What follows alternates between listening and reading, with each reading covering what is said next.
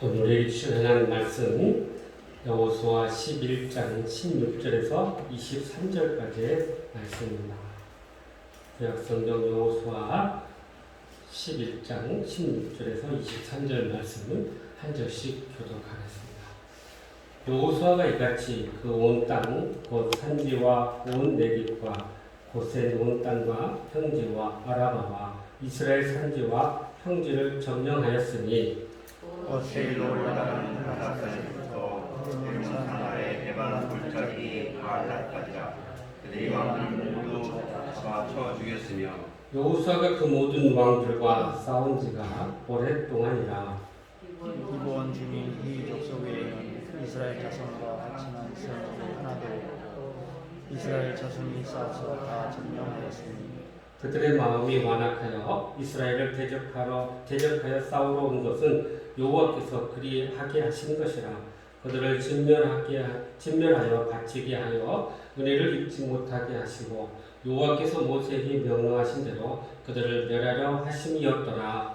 그때 여호수아가 가서 산지와 헤브론과 그릴과 아낙과 유다 온 산지와 이스라엘 온 산지의 아낙 사람들을 멸절하고 그가 또 그들이 성읍을 진멸하여 바쳤으므로 이스라엘 자손의 땅에는 아낙 사람들이 하나도 남지 아니하였고 가사와 가드와 아스도델만 남았더라.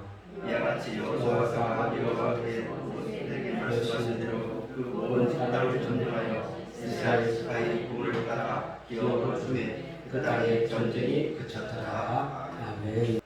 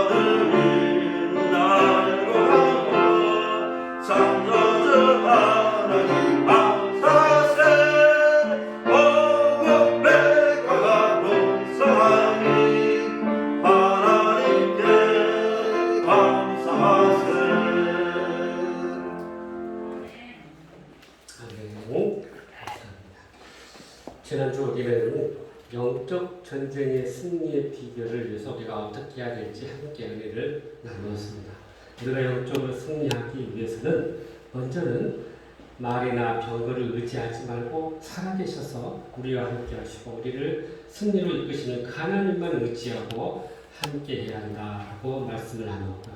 또한 우리가 모든 일에 있어서 합심 협력하고 단결해야만이 영적으로 승리할 수 있다라고 말씀하고 있습니다.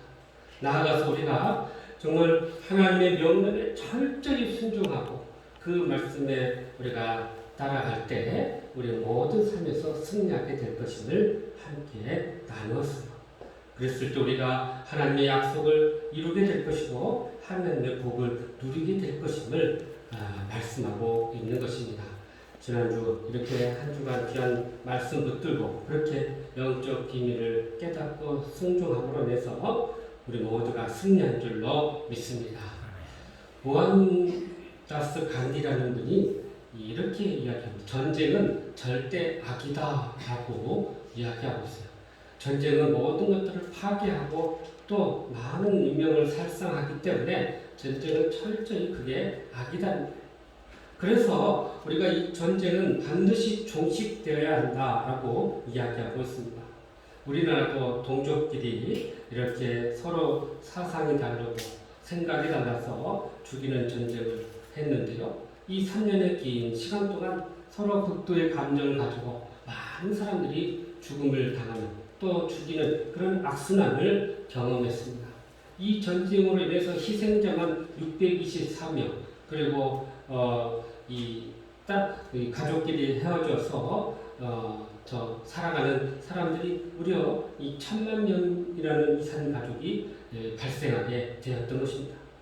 그래서 이렇게 서로 가족들이 살아있음에도 불구하고 만나지 못하고 분단이 되어서 만나지 못하고 아직도 전쟁이 끝나지 않은 여전히 휴전 상태에 머물고 있다는 것을 우리가 알게 됩니다.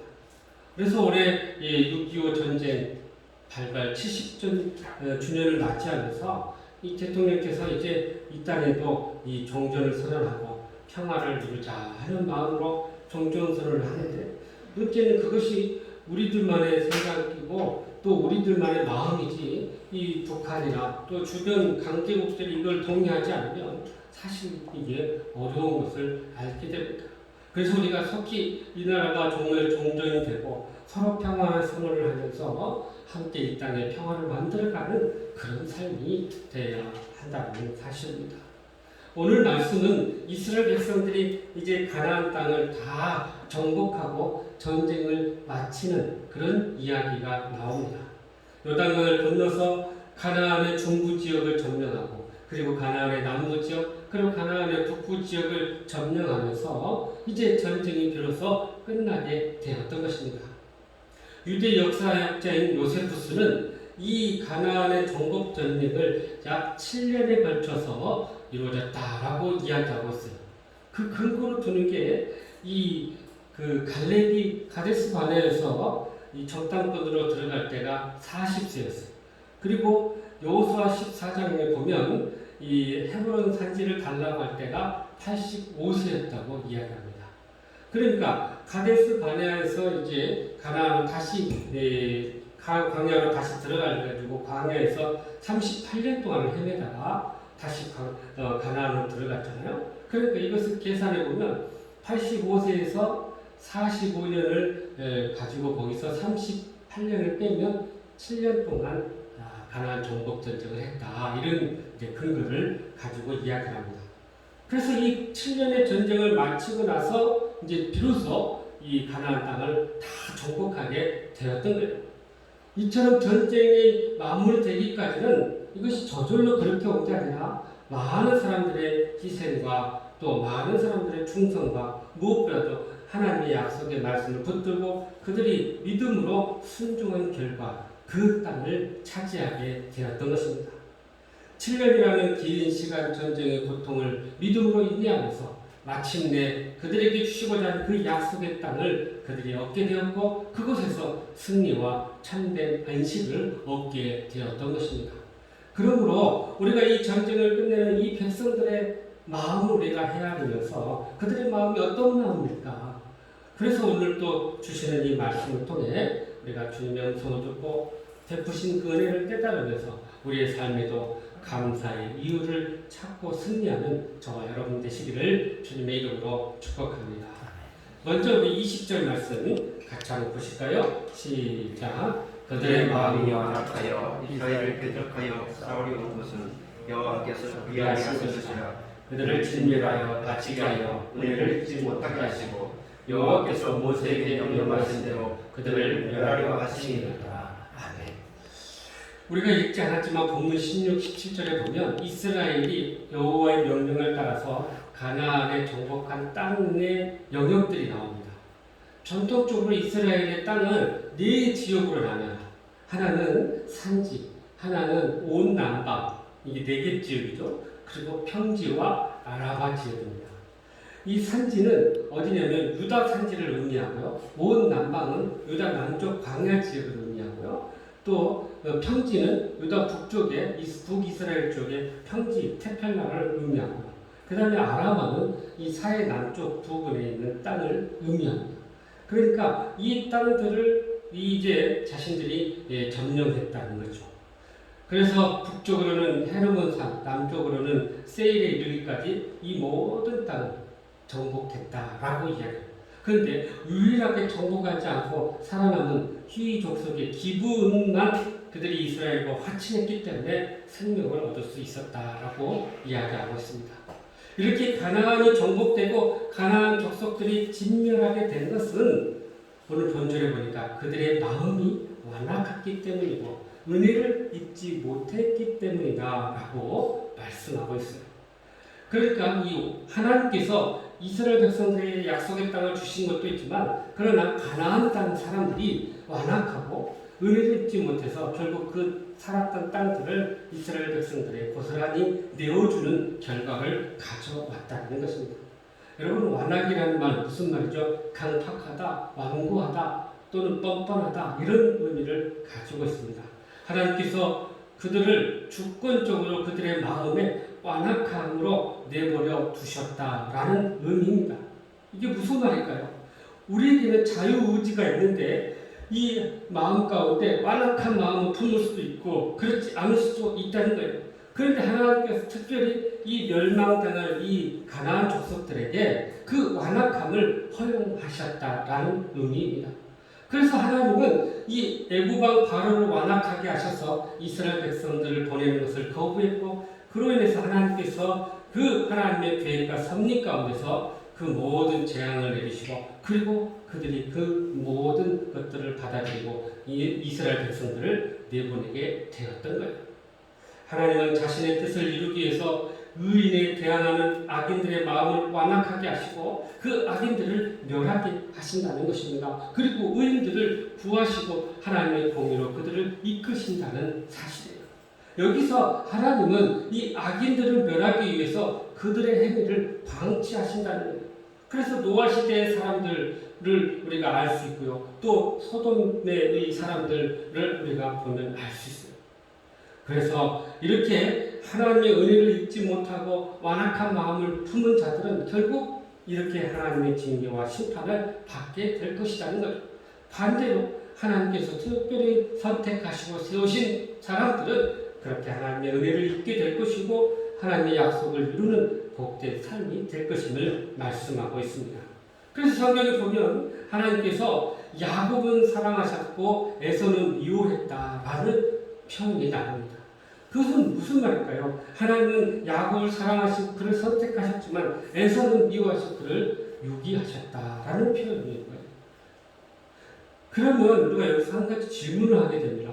아니, 공의의 하나님이 어떻게 어떤 사람은 사랑하고 어떤 사람은 미워한단 말입니까? 그런 질문을 하게 됩니다.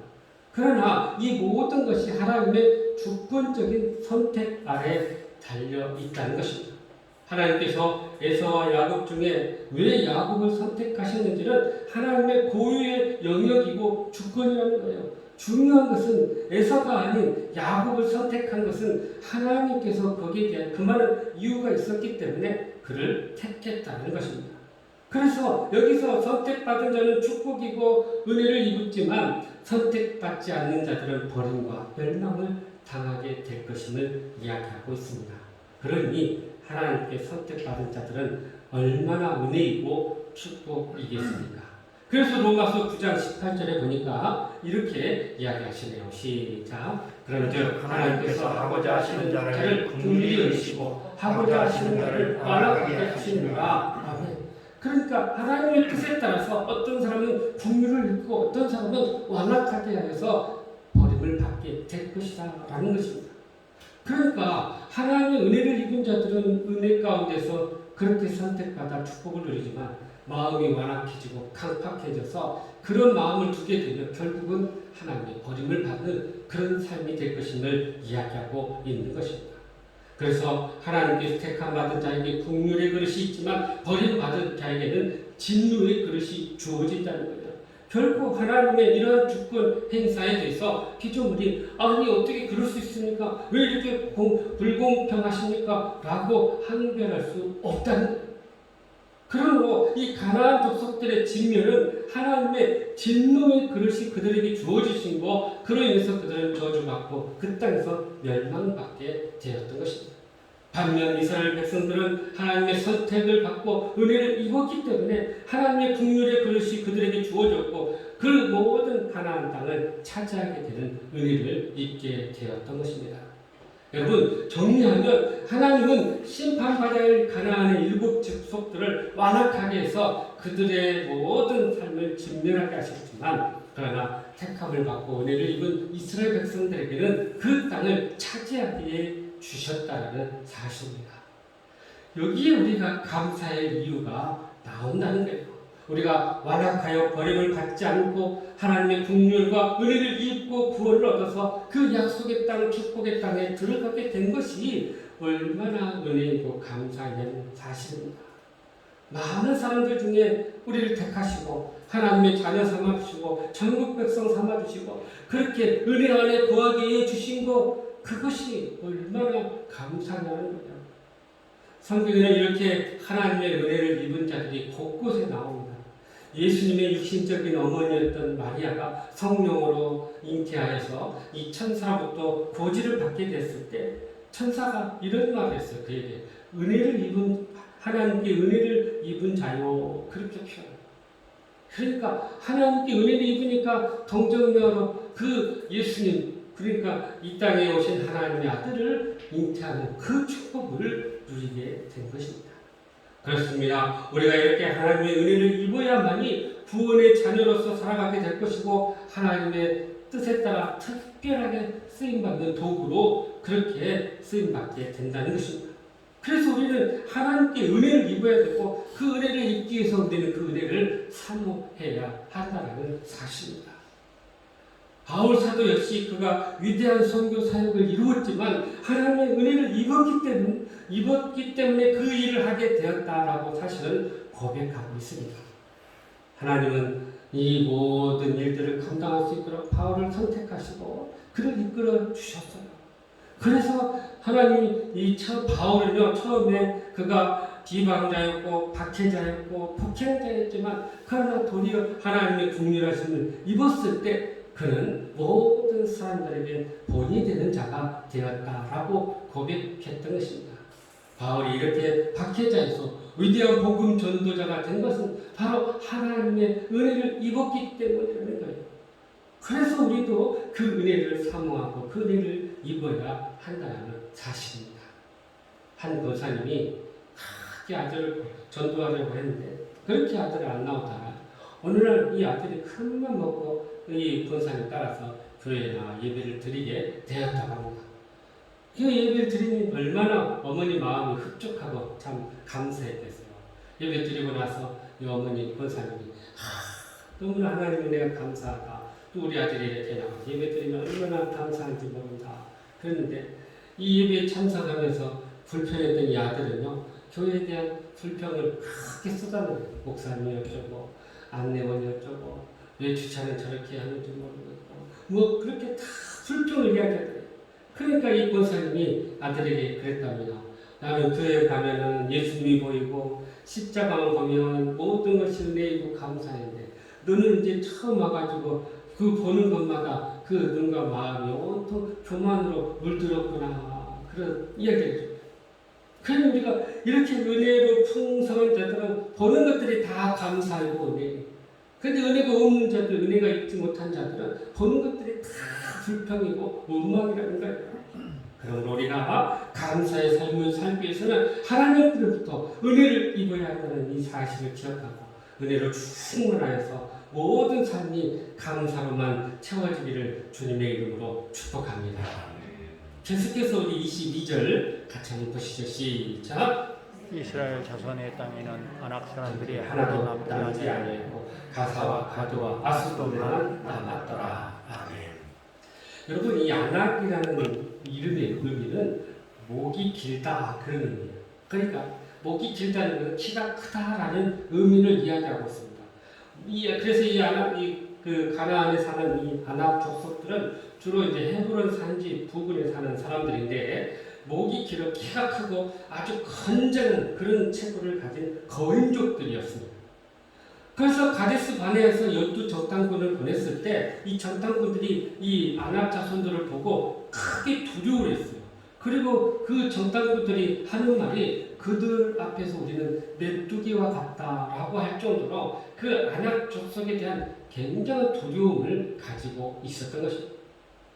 이 원래 이 아낙 족속들은요, 창세기에 보면은 네피림의 후손이라고 이야기하고 있습니다.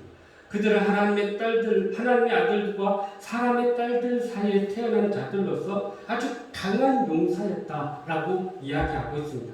그러니까 외형적으로는 아주 크고 건장하고 싸움의 전문가였던 그런 용병들이었다는 거예요.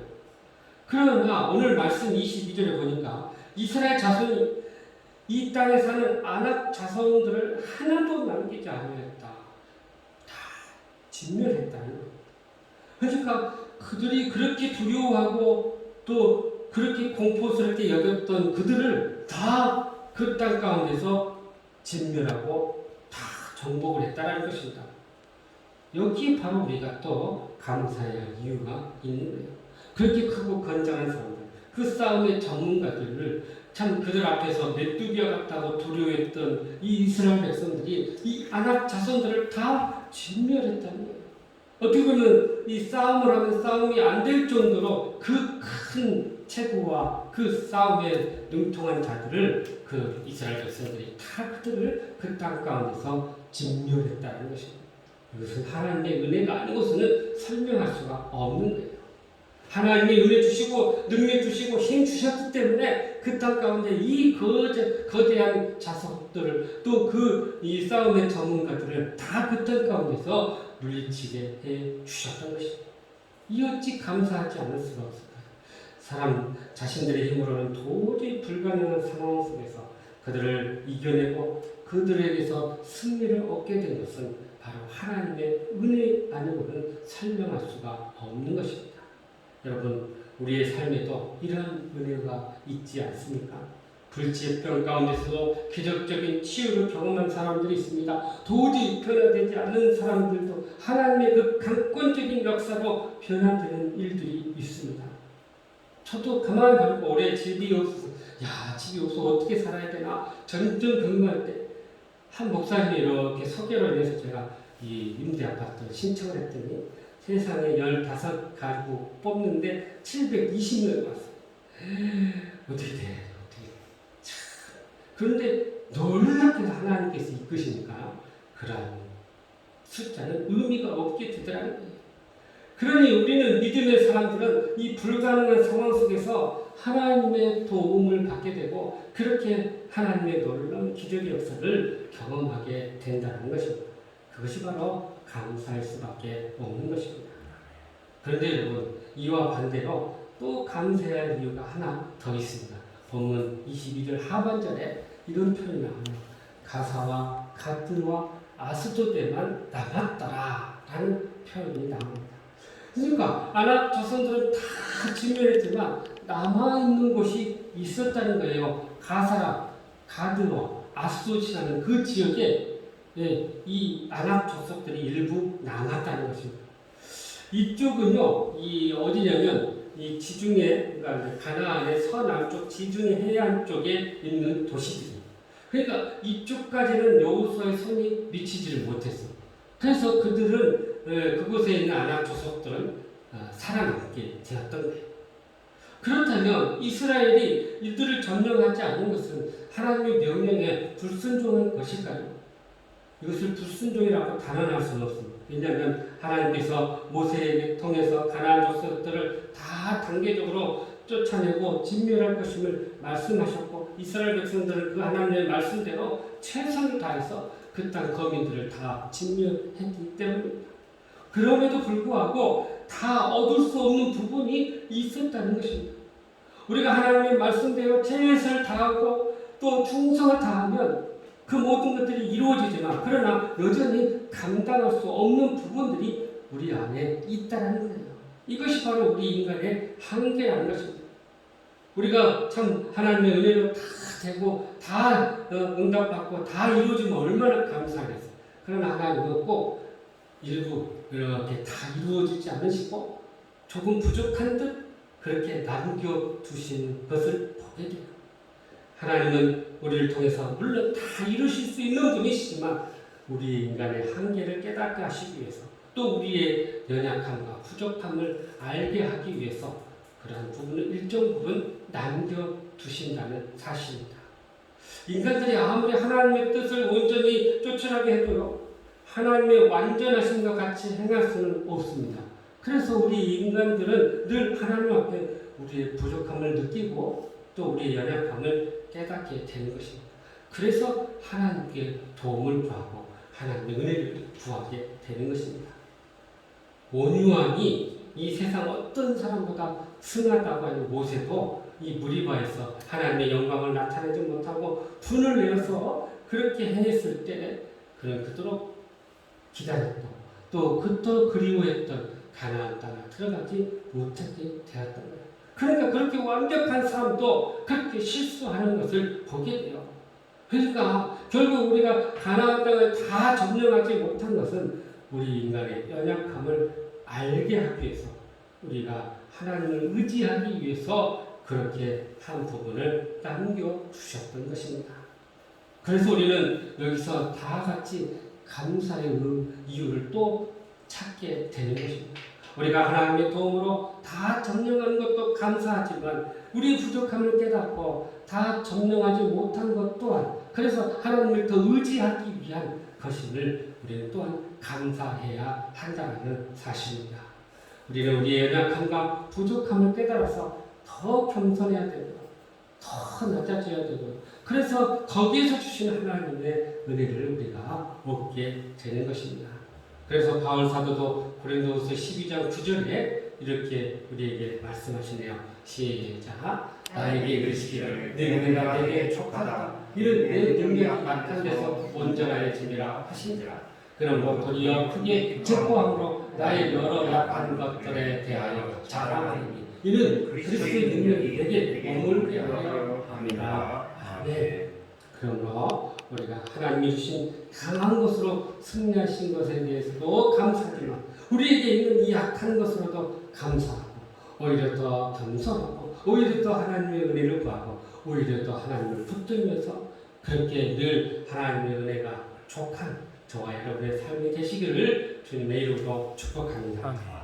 마지막으로 우리 23절 말씀이네요. 시작. 이와 같이 여호와께서 모세에게 말씀하십니다. 그 온 땅을 점령하여 이스라엘 지파의 구분에 따라 기업을 주니 그 땅에 전쟁이 펼쳐졌더라. 아멘. 자, 드디어 이스라엘 백성들이 온 땅을 점령하고 전쟁이 그쳤다라고 이야기합니다. 그리고 그 점령한 땅을 이제 지파대로 이렇게 땅을 배분하게 되었던 거예요. 그래서 그 땅의 전쟁이 이제 멈췄다는 것입니다.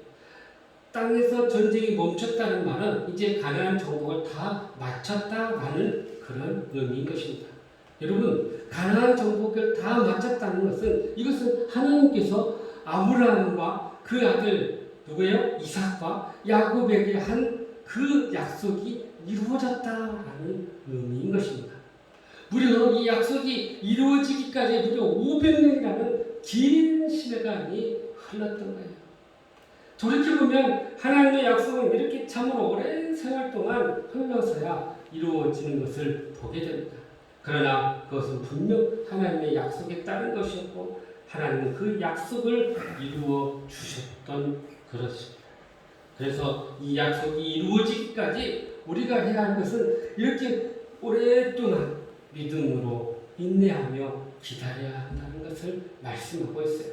그래서 히브리서 6장 13절 15절에 이렇게 말씀하십니다. 시작. 하나님이 아브라함에게 약속하실 때 맹세할 자가 자기보다 더 큰 이가 없으므로 자기를 가리켜 맹세하여 이르시되 내가 반드시 너에게 복 주고 복 주며 너를 번성하게 하고 번성하게 하리라.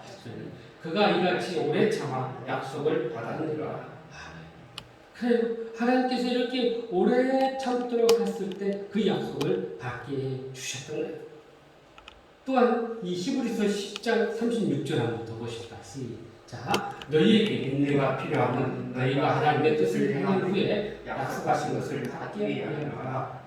아멘. 그래서 우리가 이런 하나님의 약속을 받기 위해서는 인내하고 기다리면서 그렇게 믿음으로 모든 것들을 기다릴 때 그 약속 우리가 얻게 되고 누리게 된다는 것입니다. 그러니 하나님의 약속이 이루어지기까지 우리는 믿고 기다리고 인내하는 것이 바로 이 약속을 얻게 되는 그런 복을 누리게 된다는 거예요. 어느 날도 하나님은 말씀을 통해서 우리에게 많은 약속을 해주셨습니다. 우리가 믿음으로 순종하고 기다리면 그 약속은 우리 가운데서 반드시 이루어질 줄로 믿습니다. 아멘 해야죠. 아멘. 자, 한번 여기서 따라해 봅시다. 말씀대로 될지어다. 말씀대로 될지어다. 믿음대로 될지어다. 믿음대로 될지어다. 인내하며 승리할지어다. 인내하며 승리할지어다. 아멘. 이런 자들이 결국 하나님의 약속을 받게 된다는 것입니다. 그러면 이렇게 하나님의 약속을 이루고 얻은 자들이 어떻게 해야 할까요? 바로 여기가 감사해야 할 이유가 나오는 것입니다. 하나님의 약속을 받은 자들, 하나님 앞에 나와 감사해야 할 삶이 되어야 한다는 거예요. 그래서 우리는요, 감사의 그 영역을 보면 크게 두 가지로 나누는 거예요. 하나는 그렇게 하나님의 약속을 이루어주시고 하나님의 그 응답을 받아 감사함으로 그렇게 하나님께 감사하는 자들이 있습니다. 사실 이런 감사는 당연하기도 하지만 누구나 할 수 있는 감사예요. 그래서 우리가 기도하고 또 소원을 아뢰고 그리고 그렇게 기다리다가 받은 은혜에 대해 감사하는 것은 어떻게 보면 당연한 모습들입니다. 그래서 성도들이 대부분 성도들이 이 단계에 머물러요. 그러니까 이 말을 반대로 하면 약속이 없고 응답이 없으면 감사도 없다. 이런 표현이 될 수가 있어요.